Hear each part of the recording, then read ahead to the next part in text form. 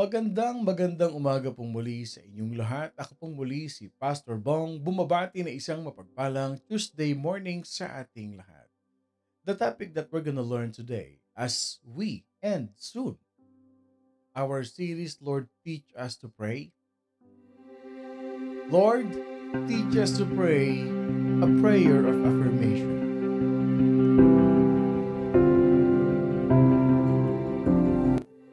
Lord, teach us to pray a prayer of affirmation. Paano nga ba tayo nakakapanalangin? How can we really pray what we call a prayer of affirmation? Yung na-affirm or nako-confirm na alam natin na pag binitawan natin, when we pray to someone, it will happen. When we ask someone in the name of Jesus, when we ask favor to someone, to a person, we believe that the power of the Holy Spirit will manifest, will move into that person's heart, and our request, our petition will soon or immediately be granted. Importante po ito.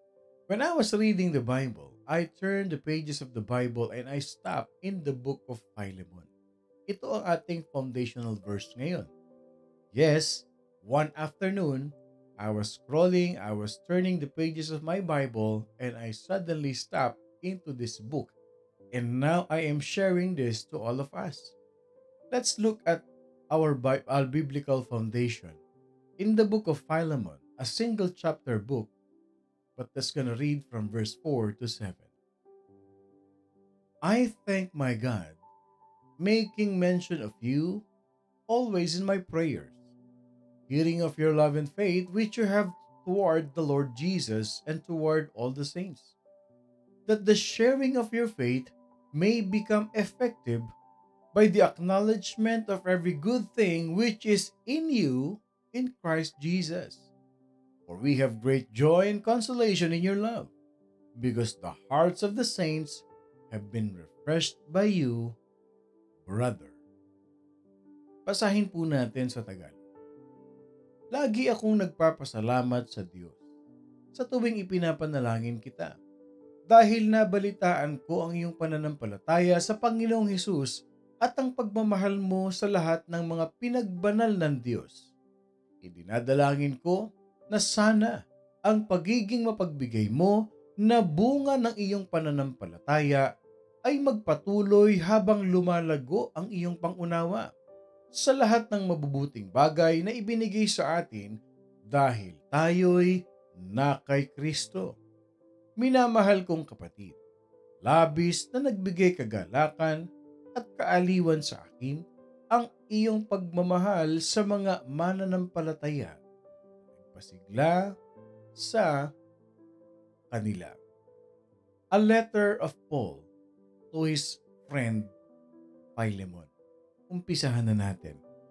This is a very powerful letter that Paul, through Jesus Christ, in Jesus Christ power, sent to Philemon to ask a very hard request. And we will later know what happened. Paul wrote these words from his prison cell in Rome. Para kanino? Para kay Philemon. Let me just set up my Bluetooth here. Teka lang. At mag-keep to mag-iingay ito. Okay. Ayan. So, Paul wrote these words, itong epistle ni Paul na ito kay Philemon, habang siya ay nakakulong sa Rome. Okay. Where is Philemon? Philemon is a Colossae. Taga-Colossians itong si Philemon. Colossae believers were evangelized by Paul himself. He won all these Colossae believers, and one of them is Philemon. Philemon became a good friend of Paul, and obviously he was discipled by Paul. Later, in his letter, he asked Philemon to do a very hard thing for him as a human, but we will understand as a Christian his response. Okay, bakit?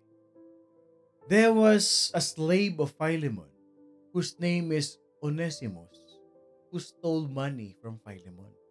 And then Onesimus ran away. So what Paul is asking to Philemon is to forgive and to take back Onesimus. Tanggapin ni Philemon si Onesimus at patawarin niya. Wow! At ito pa isang request ni Paul. When you accept him, when you take him back, you will accept him, you will receive him, no longer slave, but a beloved brother. Wow! Wow! Gaano kahirap yun? Pinagnakawan siya nung kanyang slave. Tumakas. But by the grace of God, itong si Onesimus, nahuli sa Rome, nakulong. Nakasama niya sa loob ng selda si Paul. At nashare ni Paul si Onesimus ng gospel. At si Onesimus tumanggap kay Lord. The old has gone, the new has come. Now, vinavouch ngayon ni Paul si Onesimus kay Philemon. Ano nangyari? Ano nangyari? Ito yung letter ni Paul. Okay? Let's break it down. Himayin natin yung letter ni Paul because in his letter, in his request, we will learn, I think, 3 to 4 points of a prayer of affirmation. Paano niya kinonstruct yung kanyang letter? How did he construct his letter so that the heart of Philemon will be struck by the grace of God and soon enough, he will grant the request of Paul? So it is very important for us to learn how to construct our request. Hindi pwedeng pupunta ka na lang, susulat ka, magte-text ka na lang basta-basta ng gusto mong sabihin without even having the right words to say, having the right introduction or construction of your words. Minsan, all of us have experienced this, yung para bang ang tagal nyo hindi nagkita, tas magte-text sa'yo ang laman pautang nga. Hindi ba nakakatuwa ba yung ganun? Let's be honest. Iba, ang tagal yung hindi nagkita for so many years, ni hindi siya nagla-like sa mga post mo, and then all of a sudden magte-text sa'yo asking a favor without further introduction to who he is now, where he is now, and kamusta na kayong dalawa, okay ba kayo? Yung bang parang, sige lang. Sasabihin kagad yung request sa'yo. Sige nga, ilan sa atin na naka-experience ng ganyan? How many of us have experienced that kind of situation or message? Ilan sa atin naka-receive ng ganyan? Every once in a while, meron tayong nare-receive na ganyang klaseng mga message. Or, di wow, hindi ba? Have you experienced that kind of situation na nung mo lang nakita o noon lang kayo ulit nagkita pero ang banat kaagad ay medyo foul. So this we will learn as a Christian, how do we really construct such petition or request to someone since we have been learning how to construct our prayers to God. Naku, capitalize pa. Totoo po. Totoo po. O sabi ni Ate Ophel, marami pong ganyan. And that's the reality of life. Maraming ganyan. And I believe wala sa morning devotion family ganyan. O magandang umaga kay Joy F. Patton. Good morning, Joy. Magandang umaga. Ayan, di ba? Meron nga talaga. But first, the great apostle wanted his friend to know that he was praying for him and thanking God for him. Nakita niyo yung introduction ni Paul. First, he wants Philemon to know na I've been praying for you. And I've been thanking God for your life. Hindi ba't ang sarap na mabasa kaagad yung gano'n na, you know what? I am praying for you. I'm praying for you. And that's the reality of it. Kasi prayerful naman talaga si Paul. Ako po, tatawagan ka lang pag may exclamation pa talaga ang Tita Mirna. That's true. That's the reality of life. So first of all, we have to learn that Paul declared his prayers for Philemon. Then, as he went through of his writings, he gave Philemon like yung parang a pat on the back. Parang tinapik niya si Philemon dito. As he said that he had great joy and consolation in his love. Yung pagmamahal ni Philemon sa kanya, yung parang yung pagsasamahan nila, alam mo, I really admire the relationship that we have. Really have great joy and it is a consolation really for me. Tapos sabi niya dito, the hearts of the saints have been refreshed by the many acts of this good man. Pinupuri niya dito si Philemon sa verse 7. The hearts of the saints have been refreshed. The saints, it is referring to those believers in Colossae. Sabi niya, ang daming nabibless sa iyo. Philemon, good job. Tingnan mo yung sequence ha. Philemon, I've been praying for you. And I am so filled with great joy that many people are being blessed by you. Prayers of affirmation. Yung kaagad ang banat. Prayers of affirmation. Tandaan natin, prayers of affirmation should be high on the list of our own prayers. Like like Paul, we have to intercede for others with thanksgiving. As we pray for other people, let's start it with thanksgiving. I thank God for your life. I thank my God for bringing you, for you coming into my life. Kaya sabi niya dito, I thank the Lord making mention of you always in my prayers. Yung kaagad ng binungad niya. That is how he started his writing to Philemon. You know what? I am always praying for you.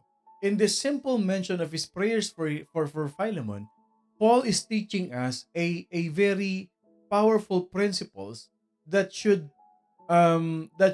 characterize our own prayers for our friends. Hindi naman ako naniniwalang ikaw dalawa, tatlo lang ang kaibigan mo rito. I strongly believe that you have hundreds of friends, and imagine that if you are praying for your hundreds of friends, wow. Tandaan natin, the prayer of a righteous person is powerful and effective.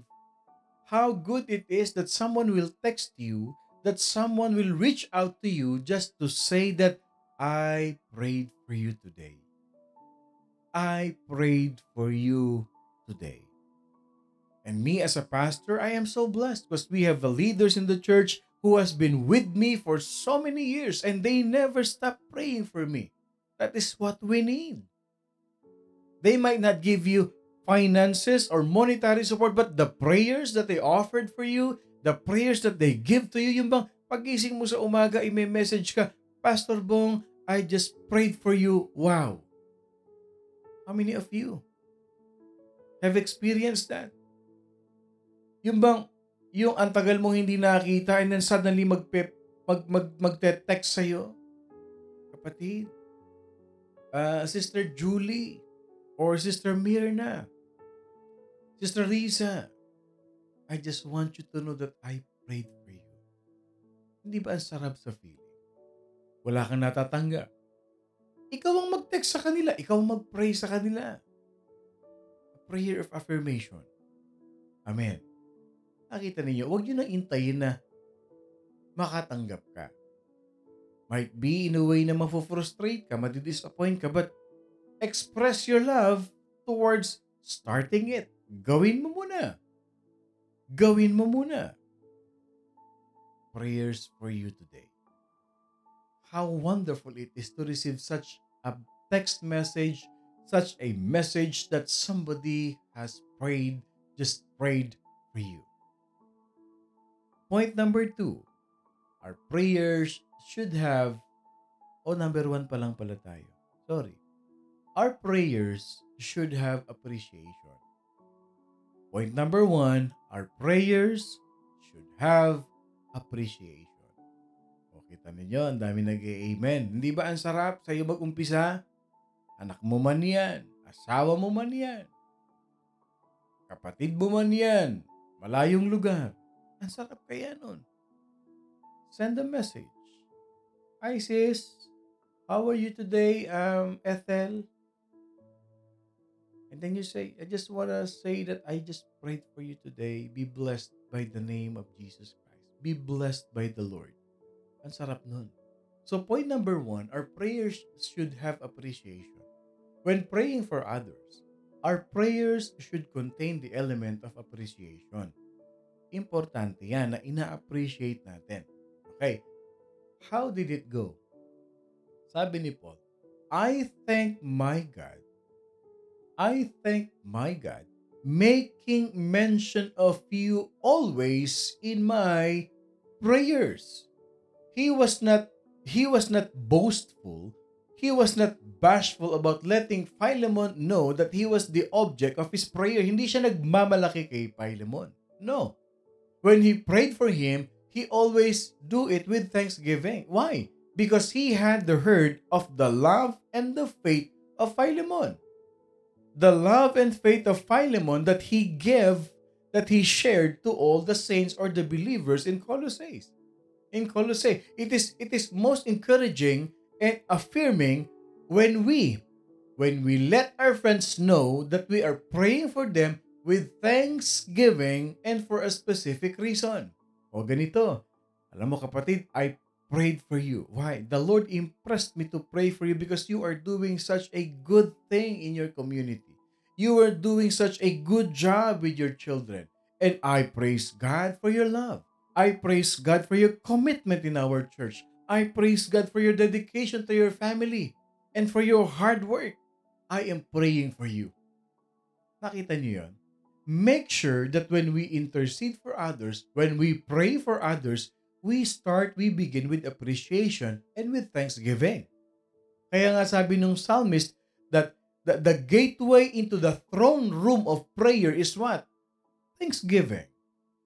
Thanksgiving. So meron na tayong our prayers should have appreciation. I-appreciate natin yung magagandang bagay na ginagawa nila. I-remind natin sa kanila na we thank the Lord. We give thanks to God for the good things that they are doing in their family, in their job, in their local church. Pangalawa, our prayers should have authentication. Sinadya ko talaga para puro A, para pag sinulat niyo yan. Point number 2 should have authentication. When praying for others, mga kapatid, our prayers should also contain the element of authentication. Not only that Paul heard of Philemon's faith and love, but it was authenticated by the sharing of his faith. Napatunayan, authenticated, genuine.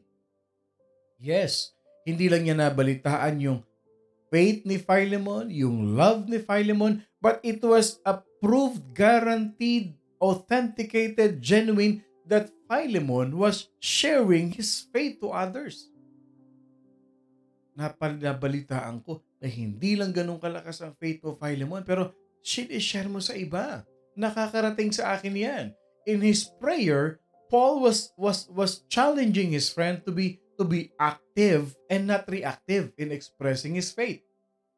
To be active, maganda yan. Good job yung ginagawa mo. Can you imagine? Ito lang ha, just a simple illustration. Can you imagine a major event in your life? Like getting married, or having your first child, or winning a championship in some competition, and you don't have the desire to talk about it, or you don't have the desire to share it at least with anyone? Of course not. Achievement, ang sarap kayang pag-usapan, lalo na pag ikaw yung nagkukwento. Lahat sa atin gusto. And I've learned that secret many years. Ano ang gustong paboritong topic ng bawat tao? Yung kanyang sarili. Kaya tanungin mo ng tanungin, naku, hindi mauubos yan na magkwento. Kahit bagong kilala lang kayo, ilan ang apo mo? Ay, meron ako 5 apo. Ang gaganda patingin nga. Talagang hahanapin pa yung picture na yan. The very important, the very favorite topic of everyone is himself. That is how I share the gospel. Allow him to talk.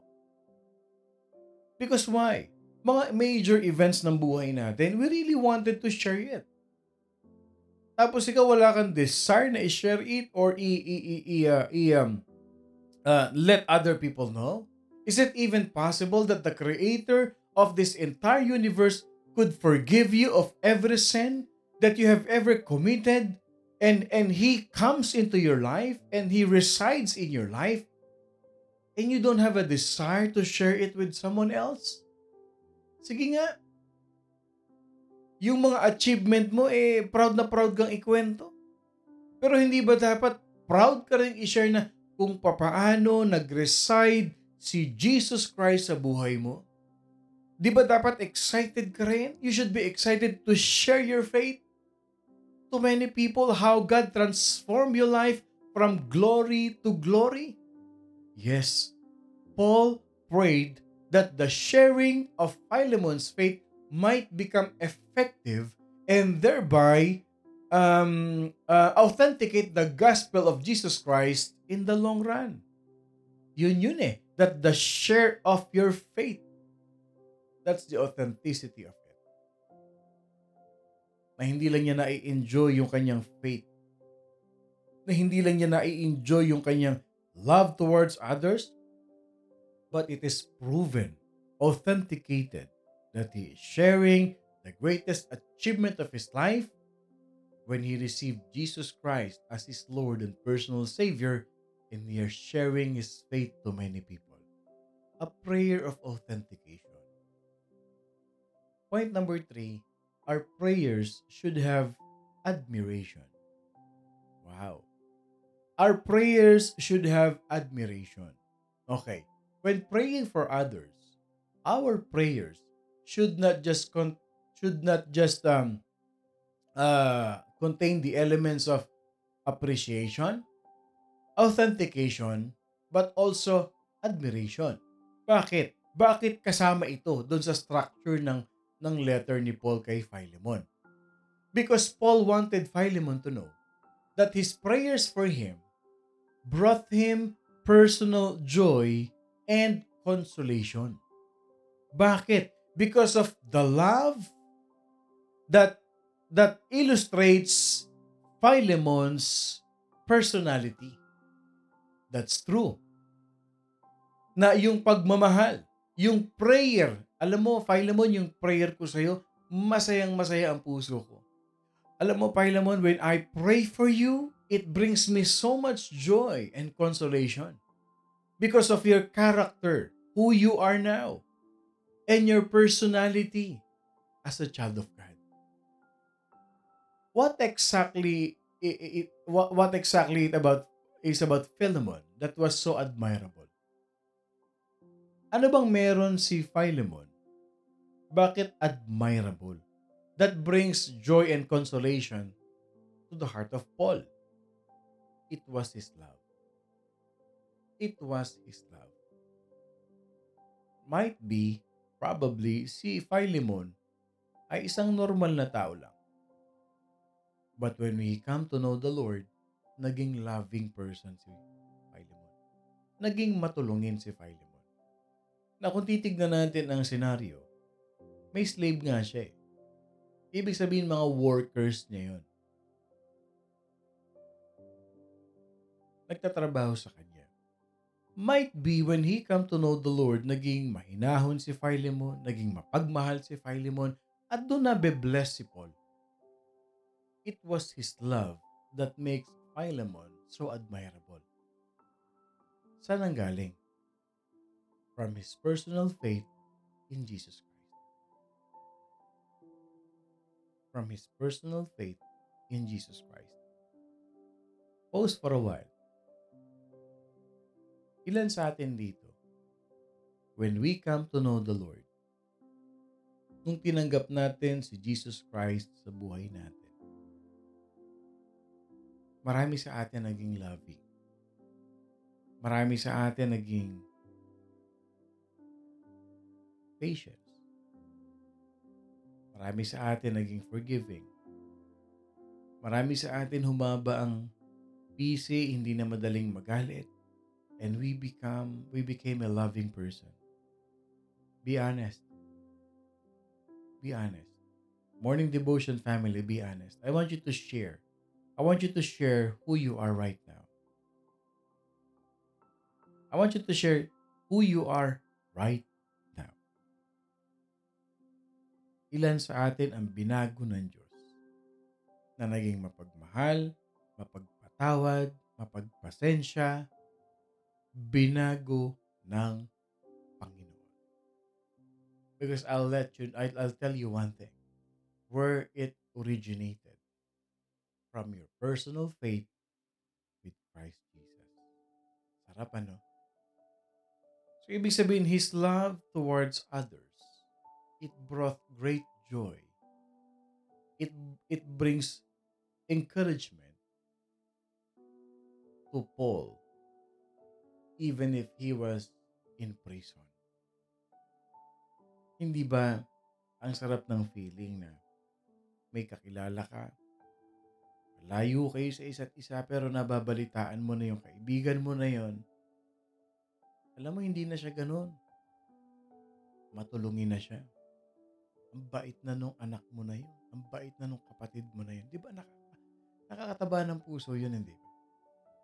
Ang sarap mabalitaan na yung dating kasama mong manginginom, kasama mo nakikipagbabag nung araw, kasama mo nakikipag-away, nakikipagrambulan, mababalitaan mo na nag-share ng gospel, naging born again, naging part of the church, naging part ng mga mission.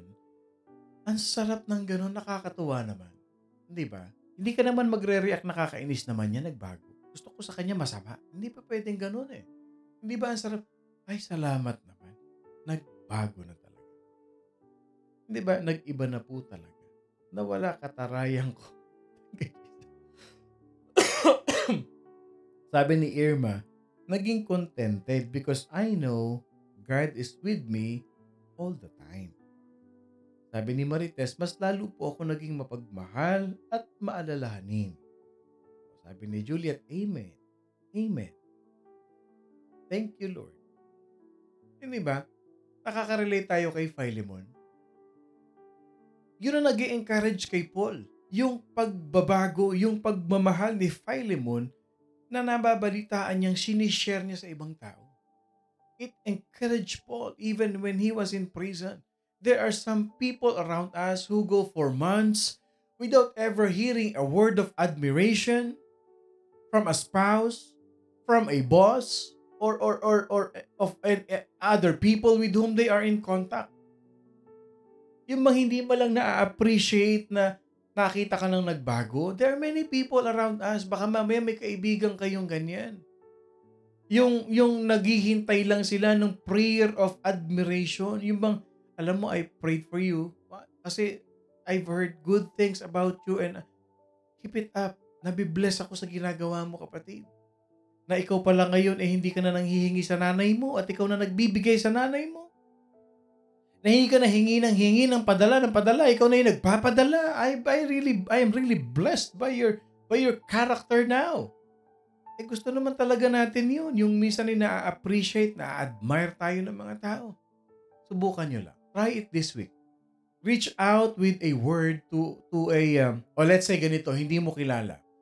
And you are in a restaurant. You reach out to a server at a restaurant, a cashier, in the grocery line, or whoever you will engage. Yung bang, itapikin mo lang. Yung, alam mo, nabibless ako sa iyo, kapatid. Yung waiter, hindi ka na nga nagbibigay ng tip, utos ka pa ng utos. Yung, bigyan mo na ng tip, i-admire mo pa. Para sa susunod na kakain ka, mali mo, dagdagan niya yung order mo. Yung tapikin mo lang, alam mo, I wanna say something to you. Ano yun? Alam mo, kahit nakikita kong pagod ka, ang sipag mo talaga, keep it up. Nabibless ako sa character. Ang sarap nun ha. Ang sarap nung ganon. Maramdaman mo yung ganon. That's true. I'm blessed by your smile. Keep it up. Nabibless ako kaya dito ako nagbabayad eh. This is the lane that I always choose because I am blessed with your smile that though you are That though you are having a lot of work, I know you're tired the whole day, but I can see your smile and people are being blessed by your smile. Yun ang, encouragement sa kanila. Praying for others with an attitude of admiration has a what? A tremendous effect in their life. Can I see an amen? Can I see an amen? And lastly, babalik natin yung title. Our prayers should have affirmation. Finally, when praying for others, mga kapatid, make sure that you incorporate or you include the element of affirmation. Paul revealed that one of the motivations behind his prayers was what? The hearts of the saints have been refreshed, have been past tense. Kinonfirm ni Paul. The hearts of the saints, the hearts of the believers have been refreshed by your faith and by your love. Yes, affirmation is the greatest motivating factor in life. Kaya pagka may na-accomplish, at tap on the back, tapikin mo lang. Good job. Ganda yung ginawa mo. Good job ka kay Lord. Every child needs to know that their mom, their dad, believe in them. Lahat ng anak. Kailangan maintindihan nila, malaman nila na tayong mga magulang naniniwala tayo sa kanila. Every student needs to know that their teacher believes in them. Every athlete needs to know that their coach believes in them. And when you are affirming someone, make sure it is personal. Make sure it is sincere. Kahit maliit na achievement, i-affirm ninyo. I-affirm ninyo. Malaking bagay yon. It boosts up their confidence level. A simple tap on the back. Ganda yung ginawa mo na yan. Good job. I praise God. Sa church, sa family, sa anak. Pag pinakita sa iyo anak mo. A small kid showing his accomplishment, his achievement to you, make sure you affirm. Wow! Good job, anak. Tuwan-tuwa na sila ng ganun. Tuwan-tuwa sila. Make sure that it is personal. Don't send someone else to give a pat on the back. Do it yourself. Sabihin mo sa kanya, magandang ginawa niya. Wag ikaw mismo. Make it personal. O pastor, nabalitaan ko, ganda. Sige, sabihin mo sa kanya, okay, sabi ni pastor ka mo. O ganun. Ikaw mismo. I-text mo. Kapatid, good job. Make sure it is personal. You do it yourself. Make sure it is present. Affirming someone for something that happened years ago doesn't mean as much as something in the present. Yes, make sure it is straight, it is pointed, it is specific like Paul did. Words of encouragement that are constructed in confusing language is not effective. That's true. Yung hindi maintindihan, kung pinupuri mo ba, iniinsulto mo, hindi maintindihan eh. Make sure the affirmation is passionate. It comes from your heart with authenticity. Eh hindi ko alam sa atin Because I can go a long while on one good and genuine compliment and word of affirmation. But learn to affirm to someone, especially to your family. Kasi minsan nakakalito eh. Sasabihin mo, I wish I had someone praying for me like that. Diba parang, hindi mo alam kung ginigilty mo yung kausap mo o nagpapaawa ka. No. Wag ganun. Sana all. Sana ako din. No. Bakit di ganito gawin mo? I am going to start praying for my friends. Gagawin ko ito sa mga kaibigan. You might just find the Bible is true when it says, we reap what we sow. Magtanim ka ng panalangin sa kaibigan mo, aani ka ng panalangin sa iyong mga kaibigan. When you look at Jesus, He went around. He affirmed people. He affirmed the woman at the well. He affirmed the woman who was taken in adultery. Another in Bethany with an alabaster box. He affirmed to the thief on the cross. He affirmed. Ano sabi niya? Today, you will be with me in paradise. So when you pray, you thank God as you make mention of your friends in prayer. Not only you mention them, you put it into action through your prayers by letting them know that you are praying for them and you encourage them with a tapik on the back. Ano yung sabihin nun? A word of affirmation. Why? You'll never know. Maybe someone in your circle of friends is just waiting for you to do that. Huwag mong intayin na may gumawa sa iyo. Ikaw ang mag-umpisa na gawin mo sa kanila. Ano ang code word natin? The Lord lead me. Because I'm not using a normal, regular sugar. I'm using a sweetener. So when I was pouring a sweetener in my coffee, suddenly, a spirit-led message came to me through this topic that we have learned today. Today, if you use an artificial sweetener in your coffee or your tea, or you have one in a restaurant table, let it be a reminder to you that affirmation must be authentic and not artificial. Then, give someone you know a sincere affirmation or a tap on the back. Tapikin natin. Why? It can change the way they think about themselves. Yung anak mo, kaibigan mo, asawa mo, i-affirm mo. Alam mo, nakaka-boost ng confidence yan. And it will change their mindset. Sasabihin nila, naniniwala pala sa akin yung tatay ko. May naniniwala pala sa akin. May naniniwala pala sa akin. What is our code verse for today? As we end, let me read to you John chapter 8, verse 10 to 11. Woman, where are those accusers of yours? Has no one condemned you? She said, No one, Lord. Jesus said to her, Neither do I condemn you. Go and sin no more. That's an affirmation from the Lord.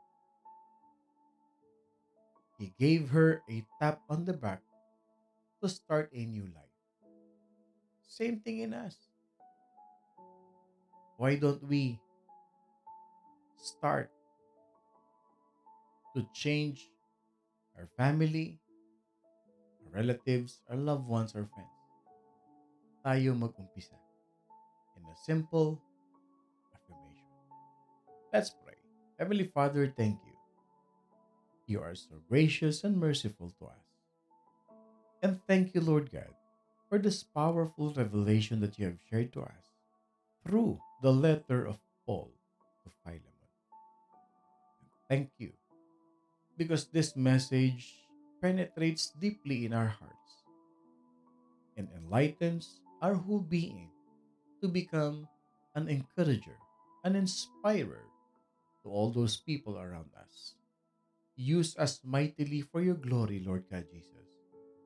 This is all for you. Salamat, Lord God, for leveling up our character. Salamat, Lord, for leveling up from who we are before to who we are right now. We give you all the praise and the honor. In Jesus' name we pray. Amen and amen and amen. Magandang umaga pong muli sa inyong lahat. Ako pong muli si Pastor Bong. Bumabati na isang mapagpalang Tuesday morning sa ating lahat. Laging tatandaan, make a change to someone else's life. be used by God for His glory. Rich people, unite them with the church. At wag kakalimutan, we are indeed blessed by God. Love you all mga kapatid with the love of the Lord. Mamaya po, meron tayong prayer meeting. Connect with us, be with us, join us in our prayer meeting. Ingat po kayo lahat.